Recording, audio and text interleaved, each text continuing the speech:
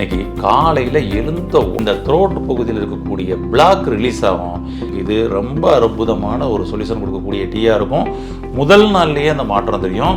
உங்கள் அடுத்து வெயிட் குறையக்கூடிய ஒரு வேலையும் இந்த டீ பண்ணி கொடுக்கும். ஹெல்த் கபே சேனல் வியூவர்ஸ் அனைவருக்கும் வணக்கம். இன்னைக்கு காலையில் எழுந்த உடனேயே பெட் காஃபி அந்த ஏதாவது ஒரு டீ சாப்பிட்றணுங்க அப்படின்றது எல்லா பேருக்கும் ஒரு பழக்க வழக்கம் அப்படின்னு சொல்லி நினைக்கிறோம். ஆனால் கடைசியில் அதை அடிமைப்படுத்தியிருக்குது அப்படின்றத ரொம்ப வருஷம் கழித்து தான் புரிஞ்சுக்கிறோம். அந்த டீ சாப்பிடலைன்னா, காலையில் எழுந்துச்சி ஒரு டீ சாப்பிடலைன்னா சில பேரை பாருங்களேன், ஒரு மாதிரி மென்டல் மாதிரி ஆயிடுவாங்க. ஐயோ முதல்ல டீ சாப்பிடணும்பா அப்படின்ற மாதிரி ஆயிடுவாங்க. சிலருக்கு காலையில் டீயை சாப்பிட்டா தான் மோசனே போகுன்ற மாதிரிலாம் சில நிலை, சரிங்களா? ஆமாம். இப்போ இது நம்மளை அடிமைப்படுத்திடுச்சு. எப்போவுமே உணவு முறை பழக்கமும் சரி, நம்மளுடைய லைஃப் ஸ்டைலும் சரி, நமக்கு தான் அது அடிமையாக இருக்கணுமே தவிர அதற்கு நாமும் அடிமையாகக்கூடாது, மருந்து மாத்திரை போல், சரிங்களா? ஆமாம். அப்போ டீ அப்படின்றது நம்மை அடிமைப்படுத்தி விட்டால் அது பல நோய்களை நிச்சயமாக உண்டு பண்ணும். அதுவும் நம்ம குறிப்பாக எடுக்கக்கூடிய பால் டீ காஃபி, இந்த பால் டீ காஃபி நிச்சயமாக நமக்கு பல பக்க விளைவுகளை கொடுக்குது. அதாவது நீங்கள் ஒரு விஷம் சாப்பிட்டா உடனடியாக அது ஆக்ஷன் கொடுக்கும், சரிங்களா? ஆனால் நீங்கள் பால் டீ காஃபி சாப்பிட்றீங்க பார்த்தீங்களா, அதுவுமே நம்ம இயற்கை மருத்துவத்துக்குள்ளே என்ன சொல்லுவாங்கன்னா அது விஷம் தான் சொல்லுவாங்க. ஆமாம், வெண்மை தோற்ற சிவப்பு விஷம் அப்படின்பாங்க. ஆமாம், என்னென்னா இது சைலண்ட் கில்லர்.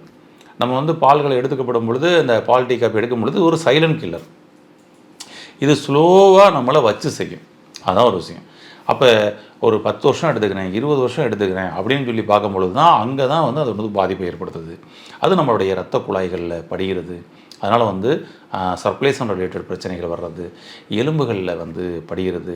அதனால் ஆர்த்தரைட்டிஸ் சம்மந்தப்பட்ட கம்ப்ளைண்ட்ஸ் வர்றதுன்னு சொல்லி இப்படி பல பக்க விளைவுகள். இன்றைக்கி எண்டோக்ரைன் பிரச்சனைகளுக்கெல்லாம் காரணம் கூட பால் தான் அப்படின்றது தான் ஒரு ரிசர்ச்.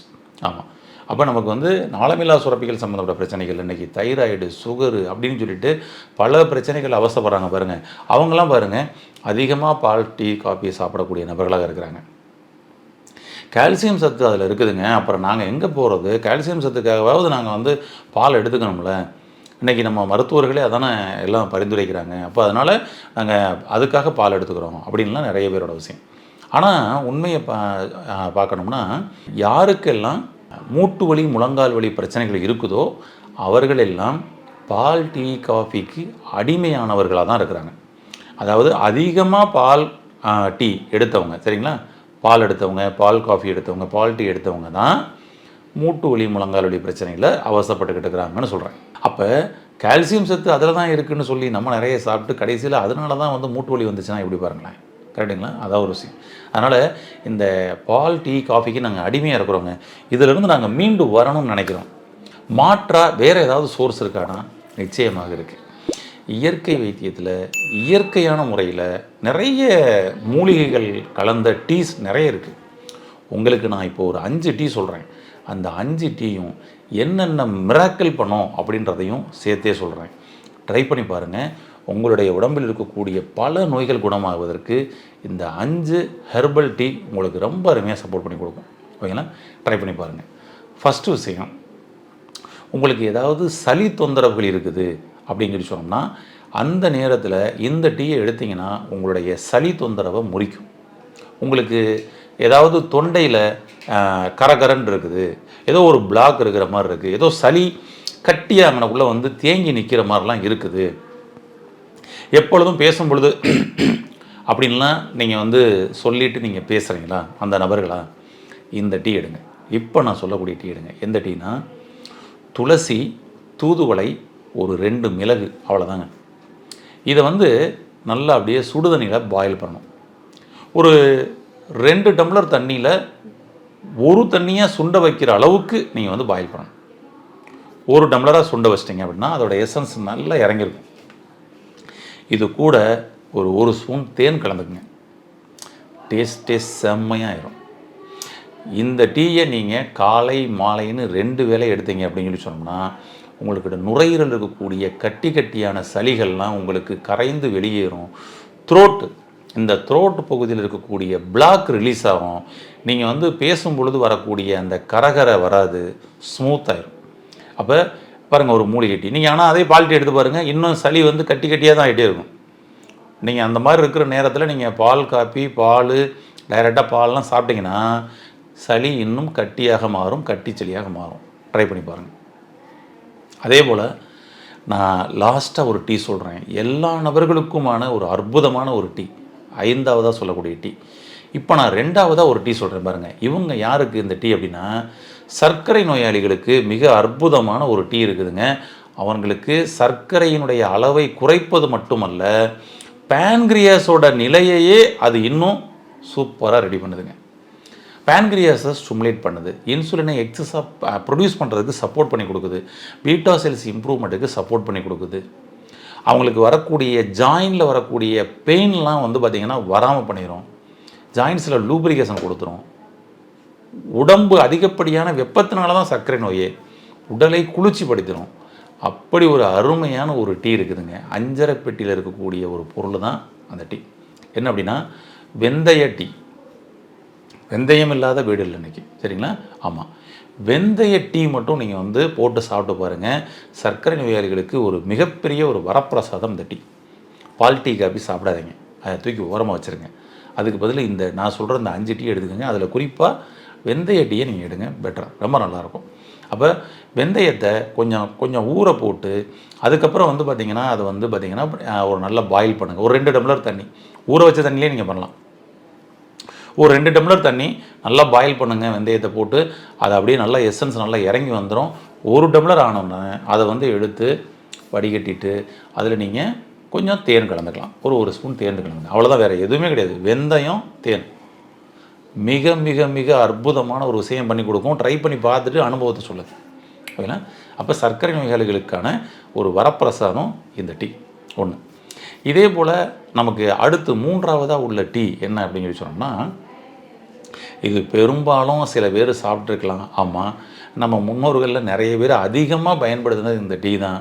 ஆமாம், நைட்லாம் வந்து ஏதாவது சில நிகழ்ச்சிகள்லாம் நடக்குதுன்னா அந்த டீயை சாப்பிட்டுட்டு தான் நிகழ்ச்சிகளே பார்ப்பாங்க, நல்ல எனர்ஜியாக இருக்கும். ஆமாம், சுக்கு மல்லி டீ.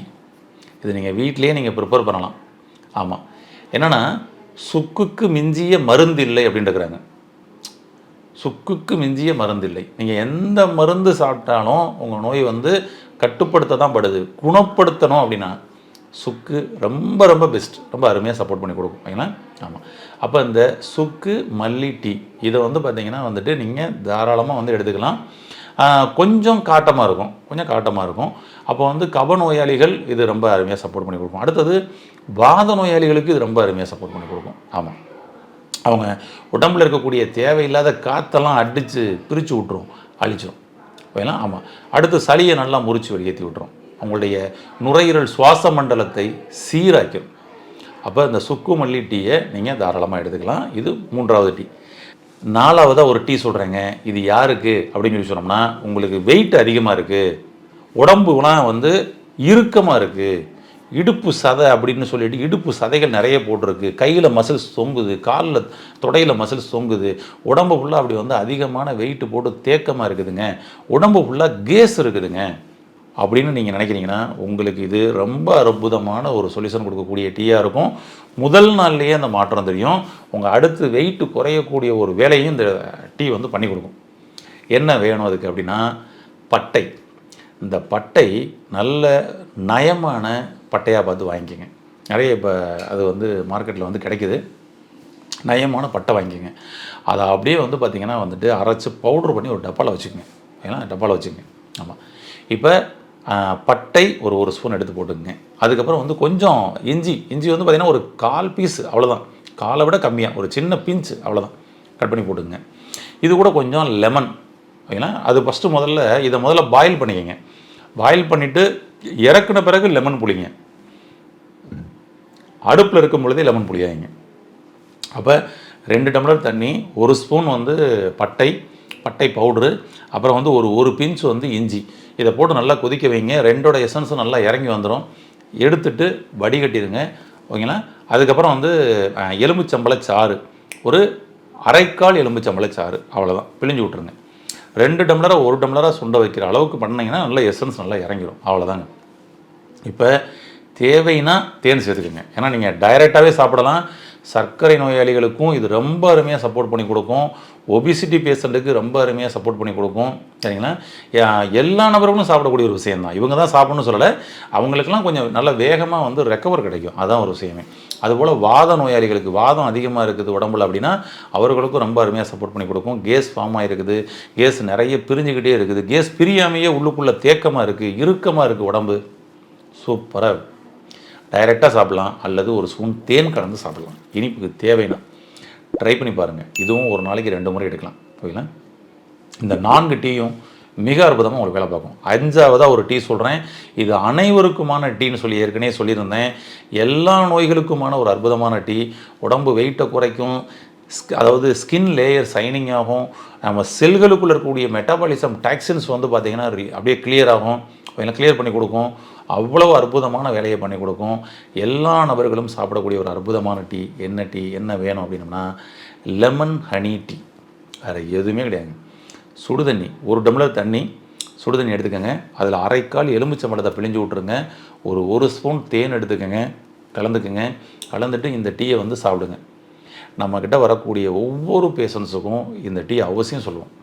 ஏன்னா மெட்டாபாலிசம் டாக்சின்ஸை இது வந்து வெளியேற்றுறதுல அற்புதமான பங்களிக்குது. அதனால் இந்த டீ காலை மாலைன்னு 2 வேளை எடுத்துக்கிட்டீங்க அப்படின்னு சொல்லி சொன்னோம்னா உங்கள் உடம்பில் செல்களுக்குள் இருக்கக்கூடிய கழிவுகள் வெளியேற்றப்பட்டு நீங்கள் என்றும் இளமையாக மாறுவதற்கு வாய்ப்பளிக்கும்.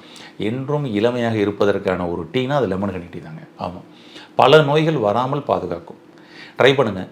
பால் டீக்கு அடிமையாக இருக்கிற நீங்கள் அதை தூக்கி ஓரம் போட்டுட்டு இந்த நான் சொல்லியிருக்கக்கூடிய 5 டீயை ட்ரை பண்ணி பாருங்கள். என்ன மாற்றம் கிடைக்குது அப்படின்றத அந்த அனுபவங்களை பகிருங்கள். உங்களுடைய நண்பர்களுக்கும் உறவினர்களுக்கும் இந்த டீக்கு மாற சொல்லுங்கள். இயற்கையான முறையை கடைபிடிப்போம். என்றென்றும் ஆரோக்கியமாக வாழ்வோம். வாழ்த்துக்கள். நன்றி. இந்த வீடியோ உங்களுக்கு பிடிச்சிருந்தா லைக் பண்ணுங்க, ஷேர் பண்ணுங்க, கமெண்ட் பண்ணுங்க. மறக்காம ஹெல்த் கஃபே தமிழ் சேனலை சப்ஸ்கிரைப் பண்ணிட்டு பெல் பட்டனை கிளிக் பண்ணிடுங்க.